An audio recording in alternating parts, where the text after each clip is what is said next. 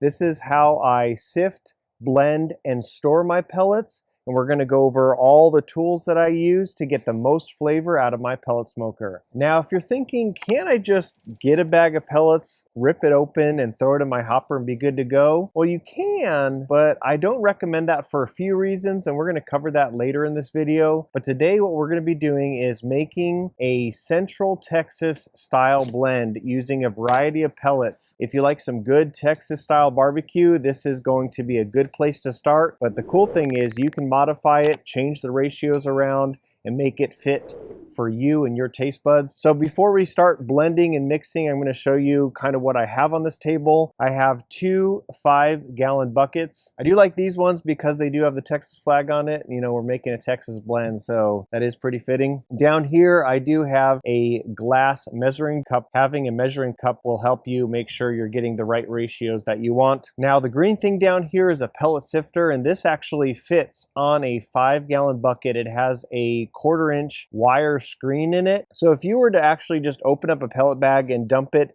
into your hopper, you're going to get a lot of broken down pellet debris. You really don't want that inside your hopper. So if you take the extra few minutes, you can actually sift your pellets. That gets all that loose debris that you don't want in your hopper, puts it at the bottom of the bucket, and then you can take that and dump it. And now you have sifted pellets that aren't going to give you any issues when running them through your auger. The last thing here, they call it a Traeger pellet lid and filter. And what I like about this is this sits at the bottom of the 5-gallon bucket. So anytime you're like, oh, let me dump some pellets in, this, even though you've already sifted your pellets, this goes one step further. And if there is any, pellets that do break up while you're storing them, it actually filters out all that dust and debris, and that falls to the bottom of the bucket. So I did find it pretty handy. I will link another product that's kind of similar. Oklahoma Joe makes it, and it's similar to the bucket. But it's actually it has a built-in screen, so you actually lift the screen part out and then you can dump the pellets into your hopper, and if there's loose debris, it's just going to fall out the screen. Now, as far as pellets go, to make the Central Texas blend that I personally like, I'm going to be using 2 parts Texas post oak, 2 parts pecan, and 1 part charcoal pellets. And that ratio, I find, just delivers a really good balanced flavor. You have the smokiness, you have some sweet there, and then you have some of the charcoal there. And just that combo, really, really good. Do leave a comment if there's something that works for you. I know when I first started this YouTube channel, I was all about the competition blend and mixing that 50-50 with charcoal pellets. I used that for like 2 years, nothing else. But the mistake that I did was just figuring like, oh, that can handle everything, but you really miss out when you don't experiment with just using hardwood of this, 100% hardwood of this, and mixing that together. If you're using something that's already blended up, you'll never really truly dial in something that you really, really like. So do experiment, do check the comment section of this video. So people are gonna be posting kind of the pellet brands they like, the ratios that they do, the mixtures that they do. This is what makes barbecue fun, is you get to explore what you like. So without further ado, I'm now going to get a chair and we're going to get set up, and I'll show you in real time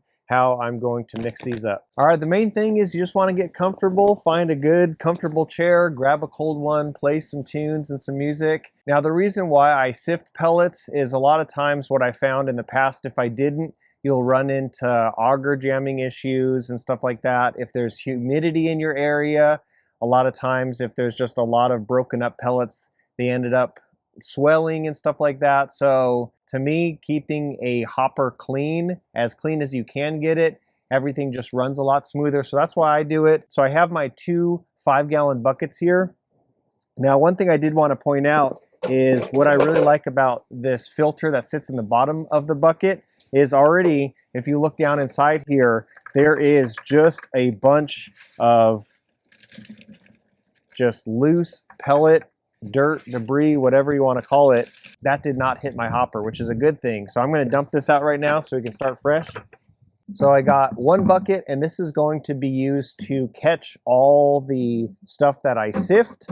And then this bucket is going to be used for our blended and mixed pellets. So I am going to put the filter at the bottom of this one. Gotta get these bags open.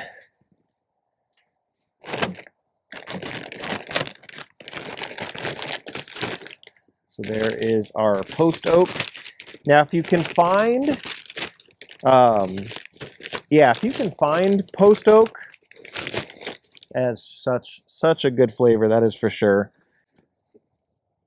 Whew, beautiful. This is pecan and post oak from B&B. Now you can find an oak and pecan from a different manufacturer, and you'd be even surprised that even between those hardwoods that they use, it's going to produce similar but unique and different flavors, which kind of blows my mind because the possibilities are endless. So definitely, if you're into backyard barbecue, do experiment with hardwoods, not just from the same manufacturer, but check out different blends. There's so many out there.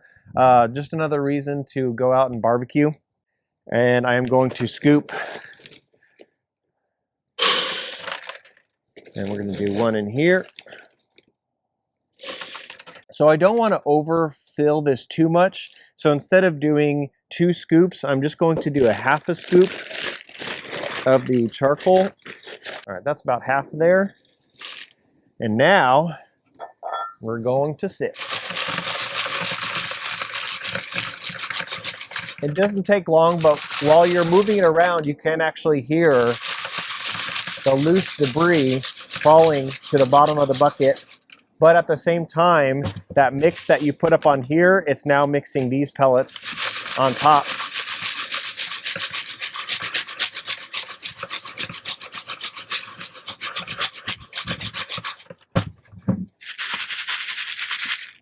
So now this is ready to go.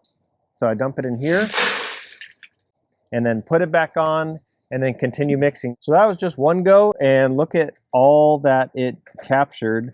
So that is stuff that is not going to be hitting our hopper. And now we do it all again.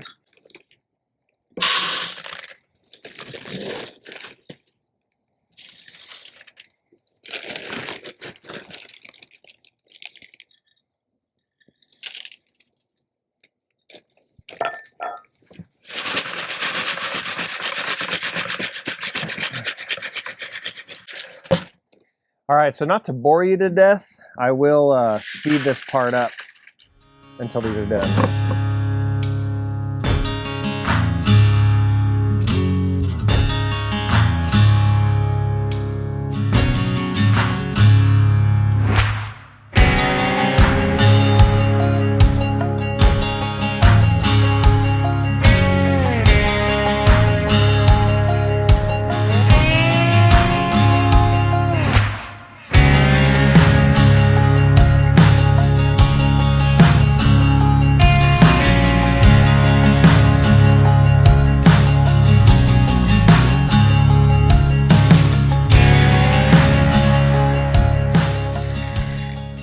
Now, the crazy thing is, this is how much was left over in this bucket. It's probably about a pound of dust, dirt, debris, broken up pellets that aren't going to be hitting the hopper, so that's cool. So now it's time I can dump that out, and we are left with a 5-gallon bucket of blended pellets ready to go, ready to hit the hopper and provide an awesome Central Texas style flavor to the barbecue. So all we got to do, throw on a lid, and I do like that this lid also has a flap, so you can actually lift the flap open and dump the pellets into the hopper. So this is just a blend that works for me, but I would love to read the comment sections and see what blends and pellet brands that you guys like using. Other than that, fill up your hopper, start smoking. I'll catch you guys in the next one, all right? Grill Sergeant out. I love that that's the universal thing. When someone slaps their knees and gets up, you know that's the universal sign for, all right, it's time to go. Well, time to go.